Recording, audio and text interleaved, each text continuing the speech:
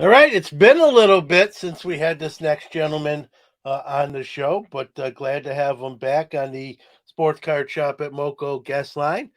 He's the CEO of Collectable.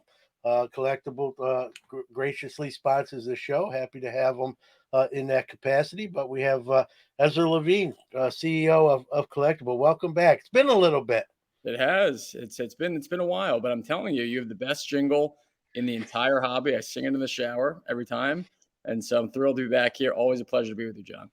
Yeah, well, thank you, Ezra. Yeah, it's been I think over a year. I didn't do the exact math, but a lot has obviously changed Sure, with you, with collectible, with the hobby sure. in general. In a heck, you go away for a week and you got to play catch up on the news cycle. But just kind of since you've been on last, I mean, there's a lot's changed. Just some of the stuff with collectible that.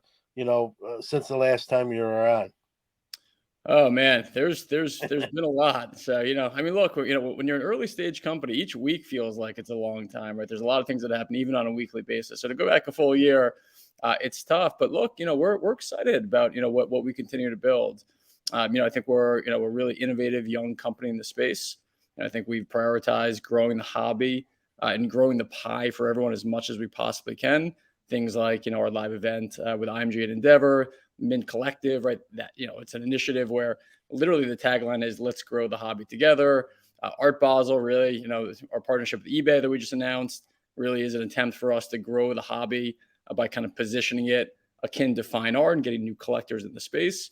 On the fractional side, we're seeing really interesting metrics where fractional, I think, will continue to be and has been for a lot of collectors the most frictionless on ramp into the collectible space.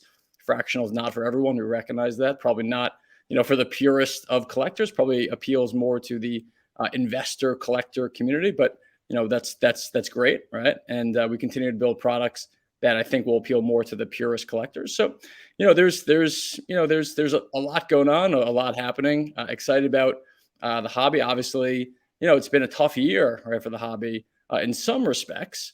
But for Mhm. other people, who are collectors and who love this material and don't care so much about the prices. Oftentimes, it's been a good year, right? If people can buy things that otherwise they wouldn't be able to afford last year or, in Yep. 2020, that's a good thing for some people, right? So it's all a matter of perspective.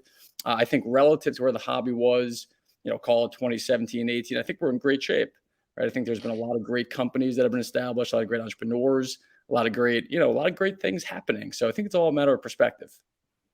I love that you said that, Ezra. There's the old cliches, right? Two sides to a coin, silver lining, and everything. It's a great point you made that some stuff that maybe before was out of reach price wise is now in grass, right? You can maybe a collector or an investor. I don't care. I know people always don't like that term, but it's part of the industry, part of the hobby.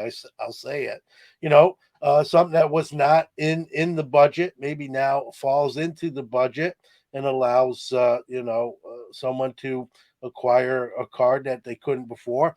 I fit that bill. I epitomize that. I've bought Yeah. a card or two that prior I wouldn't even search for it because I knew where it was at, and it just wasn't going to be in the the financial purse strings to get it done. But now you can. So I think that's a great point you make. Everyone wants to say the sky's falling, and you hear the word crash, which just is not even close. Obviously, that with your financial background. I don't have a financial background, but I know that I know enough about finance that this is not even close to even use that term. It's Look, so it's been a very tough macro environment, yeah, not just for sports cards. I mean, actually, I think sports cards, yeah, relatively holding up tremendously. I mean, if you yeah, gave us a macro picture where everyone is talking about recession or recessions on the tip of everyone's tongue, you look what's happened with cryptocurrencies. I mean, there's been a blow up of that entire space,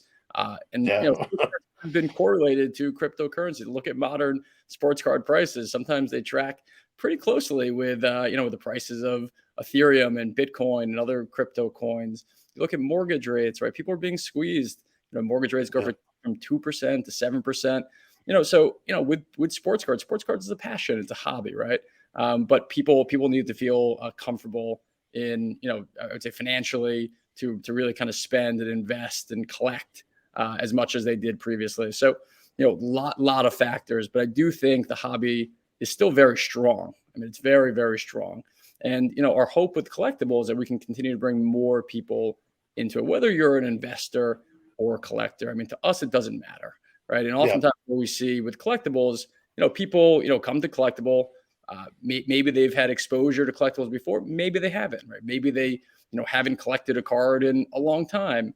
And fractional, one thing that I love about it, I've started out as a collector. My dad's a collector. We have collector genes, in our veins. But one thing I loved about fractional was that it's so easy, right? You can download an app or you go on our website, and literally in a couple of minutes, you can own a 52 tops mantle and an 8 in whatever share amount, whatever dollar amount you want at price points that are affordable. I mean, that's an amazing innovation, right? Just to say you're an owner of a 52 mantle or Will Chamberlain's rookie full uniform. It's just very cool, right?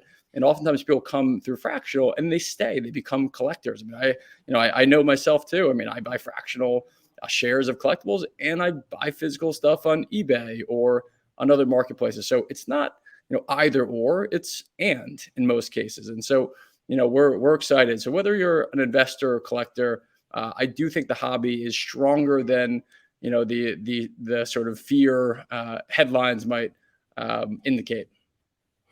yeah, and the great point again by you, Ezra. There's some other niches or industries not as strong in taking it on the chin, where sports cards and memorabilia, while there's been a little softening or a little correction, could be a lot worse off or very similar to those things you mentioned, and it isn't. And so that's obviously a positive.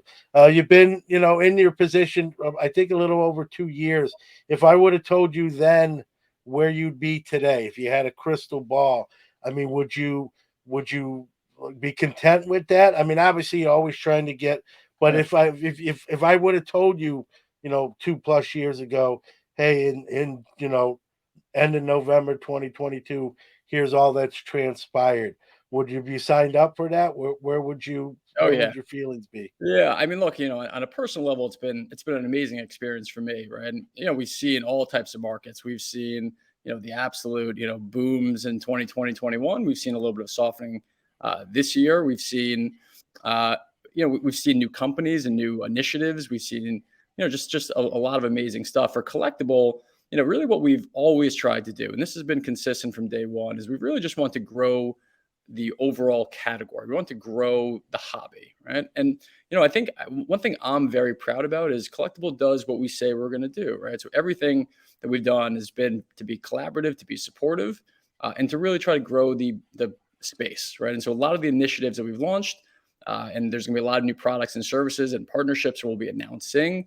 Everything is with that eye. So I can say that I'm very proud of our team. I'm very proud of our accomplishments. I think we continue to fill niches in the hobby that are new and innovative, and they might not be for everyone, but they're different, right? And we do things that are creative, and I'm proud of that. There's a lot of great companies, a lot of great just establishment type companies in the space and people in the space that have done this for decades, and we have the utmost respect for them. So I'm not trying to kind of do what has already been done before. We're trying to do things that are unique and innovative, and that we think will really be strong growth drivers for the hobby at large. Not necessarily the prices of individual assets, but really sort of introduce new ways that people can collect, invest, however you want to frame it.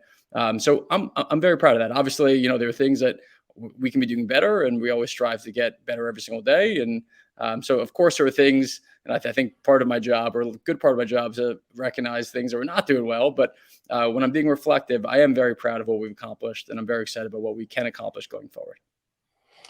Yeah, you mentioned we all, we're living it if you're in the hobby, sort of that softening, that correction, or whatever you want to term it. How has that affected collectible? And on the other side of that question, as a company, how have you tackled that? Sort of Yeah, cause and effect. Great question. I mean, look, when you look at collectible, obviously we've had some amazing results, right? We've had 240 assets that have been fractionalized, over $55 million of transactions of sort of fractionalized sports collectibles alone. We produce some amazing headlines and results. Average exit above IPO price over 60%. Obviously, this is it's been a tougher year this year, so starting to see that reflected in some of the price points on collectible. But again, we curate assets with usually a 3 to 5 year outlook. So, yes, obviously everyone likes to see green and profits everywhere, but when you look at things over short time periods, sometimes that's not the case. But we've taken this period of time to really, honestly, to accelerate innovation. Right? There's times where you really kind of put the pedal on the gas, and I think times like this is time to be, just sort of head down building. So we've really kind of been very reflective, very thoughtful, I think, and kind of building a couple things that were really, always on the roadmap, but might have been in a 2024 roadmap or 2025 roadmap. And we've kind of taken this time to say, there are a couple products we can build today that are different that I think really are needed, especially in this environment where it's really hard to kind of know what things are worth. Right? You see auctions, and they're just all over the place, right? And so we've been reflective, we've been aggressive in what we're building, quietly head down, striking up partnerships and relationships during this time, trying to increase just our brand, but really just sort of the mainstream awareness of the hobby overall, and to bring in new people, right? So that's how we've done it. But again, look, it's been a tough year for everybody, right? No matter what company you are, whether you're a young upstart or you're a developed company, whether you have 20 employees or 20,000 employees, it's been a challenging year, and so all you can do is do the best you can every day, and do it with integrity, and so that's what I think Collectible's done. Yeah, you mentioned team ups and partnerships. We're seeing that almost across the board. Yeah. Even in content creation, we're seeing some of that. But sticking to companies and stuff. I mean, why do you think we're seeing so much of that? Is it survival based, or is it just makes sense for the people involved? Yeah, I think in a lot of cases, both, right? In some cases, but look, I think this industry is pretty small in the grand scheme of things. Obviously, it's grown a lot, but the community overall is pretty small. We know every company in the space, every company knows us, and every company knows you, John, and every collector, and everyone's at the same shows and the same events, and I think generally it is, not always, but I think generally it is a collaborative community. It's a community who share a similar passion. And I think it's a community at large, again, not in every case, but I think at large, it's a community that wants to grow and wants to expand and wants to get more recognition and bring and share our passion with other people. Right. And so I think oftentimes, the power of collaboration can really accelerate what people are doing. Right. So I would say it's largely that. Certainly in the case of eBay and collectible and IMG and Endeavor, or collectible and Beckett. We did a partnership with Beckett for the National. It's just been kind of partnering up with like-minded companies and people, to kind of do cool, unique, innovative things. And so I think that's really been the driver for collectible. Yeah, I will say this, and not that it's all about this, but from a selfish point of view, you guys know how to throw a party. That's for darn sure. I Win. gotta, Yeah. I gotta tip my cap, or uh, I didn't go to the mid collective, but people did say it was a well done event. I went to the collectible party. Thank you for the invite at the National in Atlantic City. I got to meet my basketball idol, fellow Brooklynite, Chris Mullen. That was a big. That really made my whole my whole trip. It was like the first night. I like could have went home, Ezra, and I would have been still kind of on cloud nine, and just well done. What wasn't rushed. We didn't feel like okay, time to go. It was a good amount of time. You know, I a funny story, not with the Chris Mullen thing. I'm looking to my right, and I said, "Oh, that guy looks a little like Chris Mullen." not knowing he was even going to be there. And then something made me look again, and I looked again. I'm like, oh, I'm not gonna swear on the show, but is it a choice word? And like that is Chris Mullen, and I got to talk with him for about 6 7 minutes. That's He's awesome. from he's from Canarsie, Brooklyn, like I am. So we it's funny in talking to him, Ezra. We talked zero basketball. It was just about the neighborhood, what street did you live on, where'd you work, that kind of stuff. And I think he was refreshed by that too, because he probably just meets people and they want to talk about the Olympic team and Run TMC and all that stuff, and it probably gets old. He doesn't probably always run in, especially not in New York City, right? And so we had a great conversation. Lawrence Taylor, was hilarious, and just a well done event. I'm a cigar smoker. You had uh, Lucas and LeBron's there. We're running the cigar table, and it just well done. Something for everyone. If you didn't have fun that night, I don't know what your. I'll say it. I don't know what your problem was. You did. They did something wrong. That you guys. So, Nice. just well done. But talk a little bit about that. Like it looks seamless because you do Yeah. such a good job with it. Obviously, it's not as easy as you make it look. Talk about.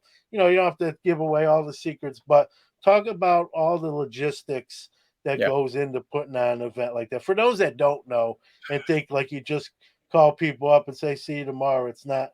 Obviously, it's not like that. So just kind of talk about Events that. are tough. I mean, they're a lot of work, and it requires a lot of planning. It's almost like we always joke internally. It's almost like planning a wedding. Each event you do, it's like planning. There's just a million little details. What I will say is we have an amazing team. First, my colleague David, who a lot of people know, he's just absolutely terrific, and he comes from a real hospitality background. In fact, he used to own a chain of bars in New York City, and I had my first date with my wife at his bar. So he does really a top notch job. So I give him a lot of the credit. We also brought on Sarah Martin, who used to work at GTS and Upper Deck, who also who's terrific at running live events. We've got a great team. We have a full creative in-house team led by Stephen Atherton, who does a great job making everything look, really top notch. And we have great partners, right? Whether it's eBay, whether it's Beckett, whether it's IMG. So we always work with great people. And look, the goals of these events truly are just to grow the pie and to grow community and to make sure that Collectible is a part of the community in a meaningful way. So it was pretty cool when I walked in as well. I was a couple of minutes late for the event, just from getting from stuck at a couple other events, and I walked in and I see Lawrence Taylor, I see Eric Dickerson, I see Chris Mullen, I see Tim Hardaway Jr. And then I see you, and I see a lot of other really, really, I really. don't know. And something, it's like Sesame Street. One of these things doesn't belong with the others, but I, Out of everyone's I, face in the crowd, John, yours was my favorite. No, it was great. It's a lot of fun. It's a lot of work. It's a lot of fun, but it's truly it's a labor of love for us. We love it. We enjoy it, and always great to hear that you do. And we've gotten a lot of positive feedback in those events. yeah, no doubt. I was just shocked that I had no idea what to expect. Not being at the Mid Collective or being at one of your events, and just the fact that they were just in the crowd. You know what I mean? Without 18 bodyguards around them or whatnot. And it's funny. I had my Jackie Robinson shirt on, and Chris Mullen's like, "Oh, that's my guy too." They're Brooklyn guys. So it's just great memories. Like that's something I'll never forget. I'm sure you have similar takeaway with people you meet, and I appreciate you. You're very you give credit where credit's due, naming all your staff and teammates that make that stuff happen. That's a great trait to give that credit. So I appreciate you saying that and mentioning them as well. But yeah, you make it look, I'm sure, a lot easier than it actually is behind the scenes. And so I think you announced today, if you can correct me if I'm wrong, that the next Mint Collective is going to be is officially scheduled. So, kind of talk about, if you don't mind, talk about that, and for those that haven't been, like myself, Yeah. maybe what they can expect if they go. Yeah, so it's been a busy week of announcements for Collectible. We announced on Friday of last week that we're partnering up with eBay on a whole host of stuff. So we can talk about that as well. Yep. Uh, with the Mint Collective, right? So last year was the first year we did it. This was a sort of a joint venture between Collectible and IMG and Endeavor. IMG and Endeavor, major sort of global media property. And look, they kind of saw what's happening in the collectibles arena, saw opportunities for growth, and we partnered up together really with a shared vision to truly grow the pie together. So the tagline for the main collective is grow the pie together.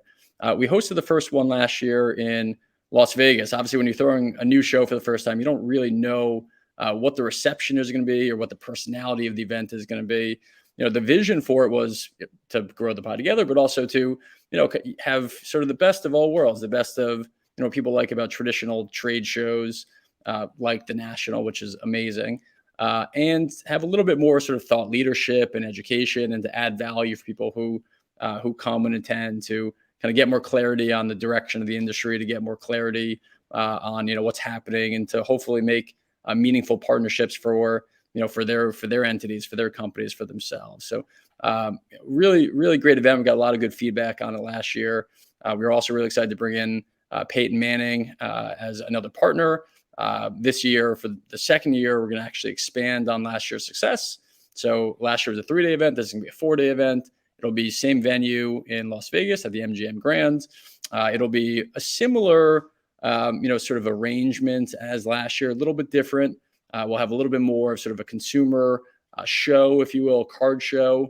And then we'll have, about 2 days of, I would call it, thought leadership and education, seminars and workshops. So really great events. We had a lot of fun with it last year. That, it's definitely a lot of work, of course, but I think it's a differentiated property, and that's one thing about Collectible that we've always tried to do. Again, I said this before, but there's a lot of great events in this hobby, right? There's a lot of great shows, whether it's Chantilly, whether it's Culture Collision, whether it's the National, of course, the Expo. I mean, there's a lot of amazing shows. So we didn't want to create what already exists. We didn't want this to be just another show. We wanted it to be something different that brought sort of a unique spin, and to add value in different ways than what already exists. And I think at least year one, the feedback was we struck that proper balance. Hopefully, we can repeat that in year two. But we're excited about what we're building there. Thrilled to be in partnership with IMG and Endeavor.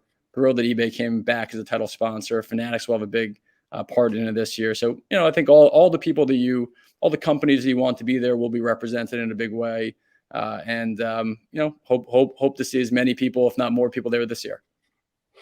Yeah, and one thing you mentioned about doing something different, right, than maybe your traditional show. Not that there's anything wrong with that, but you do those panels and those seminars and those, how tos, or think about things like this, and that really kind of. I know a lot of people raved about those and said that that's kind of what did set you apart. And it's funny, I had Dr. Beckett on a few months back, and he's a gentleman that's been to every national from the first one to the last one. And I asked him, like, what, as someone who's been to the national, Dr. Jim, all of them, what is missing from what you see now to what you maybe they did at one time? What would you, if you could bring something back, in other words, what would you bring back? And he didn't hesitate, didn't even have to think long.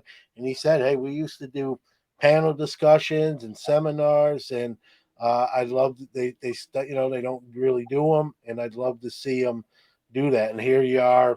I don't know if he if he told you to do it, or gave you any insight, but that's exactly sort of the void. You took that ball and sort of Yeah, ran. he absolutely did. Huge thank you to him as well, because we certainly confided in him.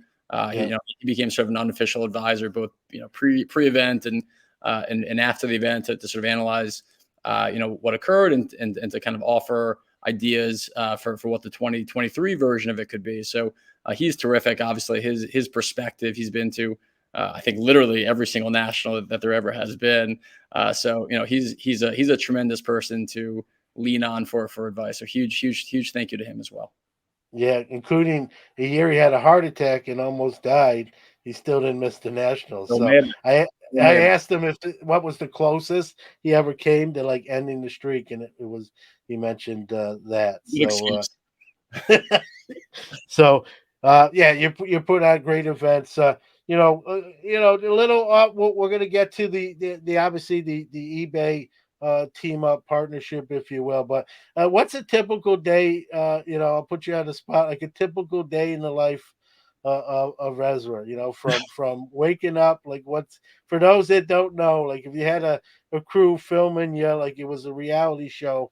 What would we what would we Man. see? Oh man. Well, I'm I have two young kids as well. I have Yeah. a 3-year-old boy and I have a 1-year-old boy. So my day starts early, and I would say it starts even earlier than it has to, just for my own sanity. I'm an early I'm a weirdo. I'm an early riser. I purposefully Yeah. set my alarm clock 4:45 in the morning.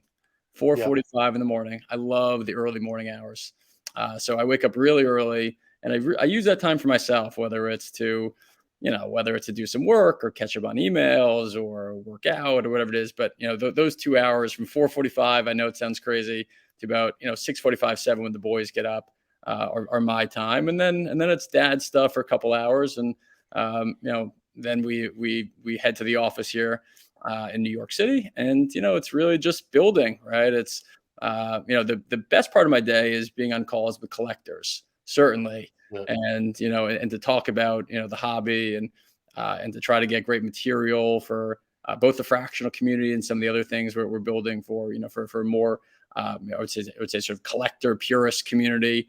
I love ideating on new ideas, and kind of thinking about ways that we can improve on what we're doing. Obviously, a lot of partnership related conversations. So it's look, when you're an early stage company, and we have a small but great team. I think we're at 20, 22 people all in. Um, there's a lot of hats that you wear, some that you love, some that you don't like, but every day is different. Every day is busy. Yeah, it's a busy day. It's an early day, but it's fun. Yeah, no doubt. I'm kind of an early guy too. A lot of times I do my phone is my alarm clock, Ezra, but a lot of times I get up before it even wakes me up. So I don't know why, but even on weekends when I don't even have to be, I'm like, man, it's just kind of like just entrenched in me. But so, like you said, you mentioned the partnership with eBay. I read the press release Yeah. on the show, but straight from the horse's mouth, right? What tell us what that entails, what the future holds with that deal with eBay. Yeah, really excited about this one. I think one thing about both Collectible and eBay is that we're very aligned in many ways with our mission. Right, our mission at Collectible is to grow the hobby and to bring new people into it, to become sort of a very easy on ramp to onboard new collectors into the market. And when you think about what eBay has obviously done, is eBay literally kind of invented the digital marketplace of collectibles, right? And they've increased access. Access is a word that both of us really like to use a lot. We've increased access to terrific collectibles fractionally at share prices people can all afford.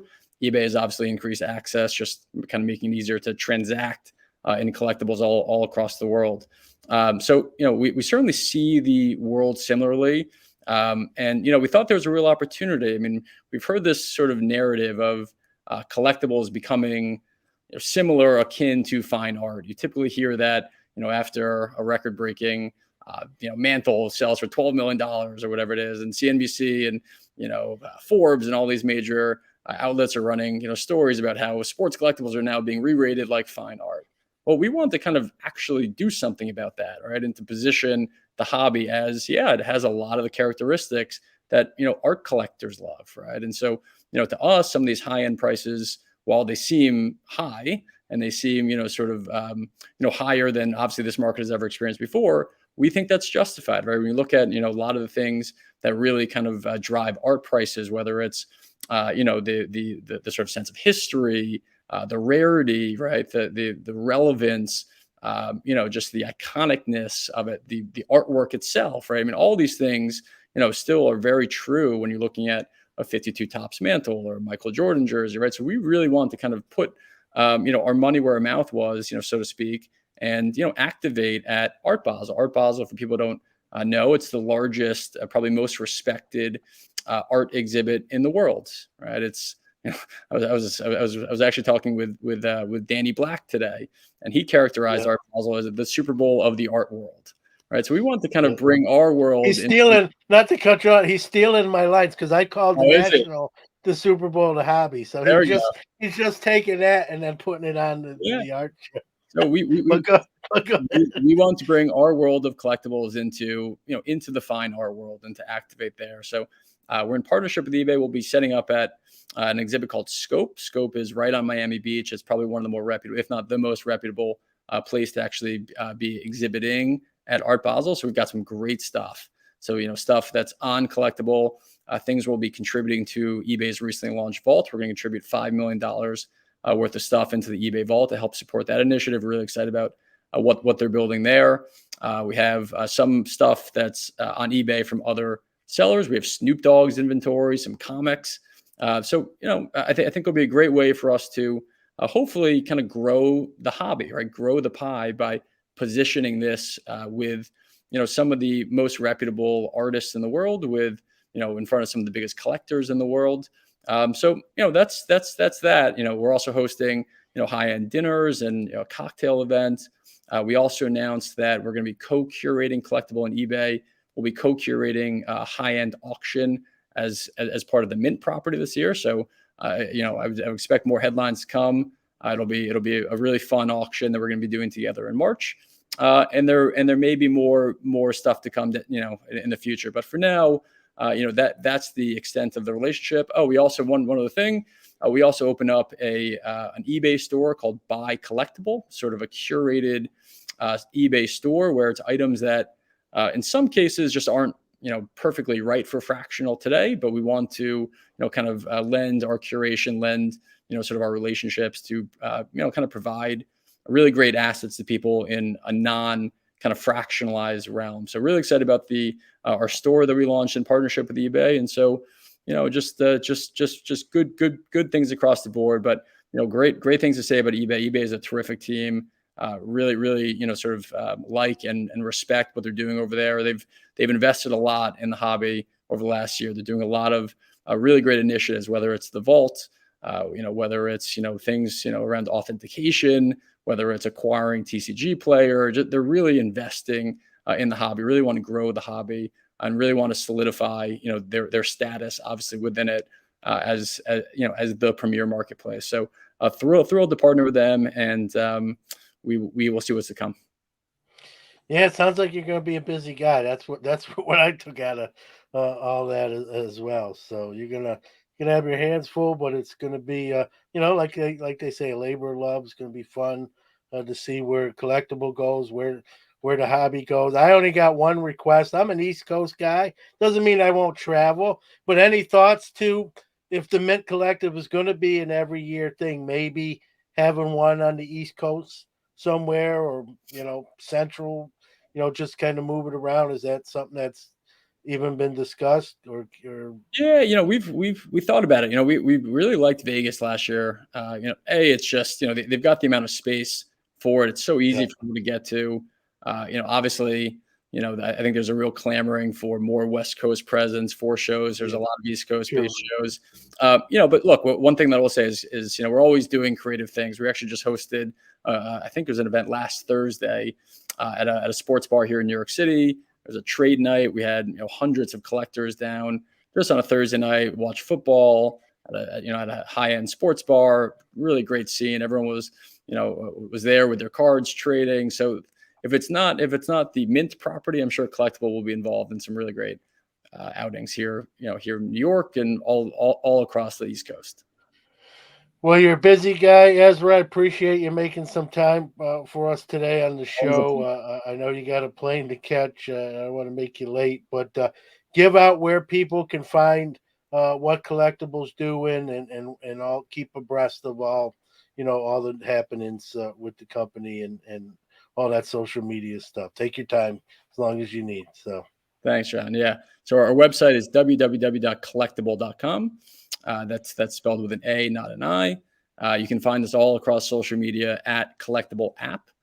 You can download our apps. We're available on any device, whether you have an Android or an Apple. If you search for us in the in the stores, you will find us. And again, we have a content presence as well. You can look us up on YouTube. We do a lot of content. We have a show hosted by Jeremy Lee every Sunday night, who brings on great guests. So yeah, you can find us in a lot of places. You can find us in Vegas in March. You can find us in Miami over the course of the next week. So you can find us everywhere. But anyway, John, thank you for having me on. Your show is terrific. You add a lot of value to the hobby and have been for many years. So thank you for all that you do as well. well, I appreciate that coming from you, even all the more meaningful. So, thanks, Ezra. Ezra. Safe travels. I know you're going to be, hitting some cities like you said with different events. So, don't work too hard though. Have a little fun in there I'll try. as well. I'll try. Thanks, John. Thank you.